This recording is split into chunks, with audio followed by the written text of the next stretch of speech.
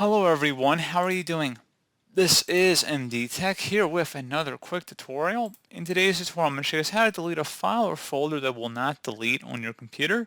So this should hopefully be a pretty straightforward process here, guys. And without further ado, let's go ahead and jump right into it. So first thing you're going to do is open up a web browser. And I'm going to have a link to a Major Geeks hosted web page here for the Unlocker utility. Select the Download Now button. And if the first link didn't work, you might have to do the second download link on that page. So if for some reason download now button doesn't work or the installer version, you might have to select one of these other downloads here. But anyway, go ahead and open up this file to run it and select yes if you receive a user account control prompt. Go ahead and select OK. It's going to say welcome to the Unlocker Setup Wizard. Go ahead and select finish and I agree.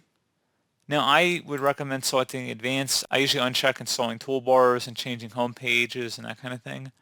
I'm going to go ahead and select next, next again, and then install. And then you can select finish. You can remove this program too when we're done with it. But let's just say there's a folder on our desktop that isn't being able to be deleted. Like let's just say this folder here. If I were to open up the search menu and search for Unlocker, best match will come back with Start Unlocker. Go ahead and open that up. Select yes if you receive a user account control prompt.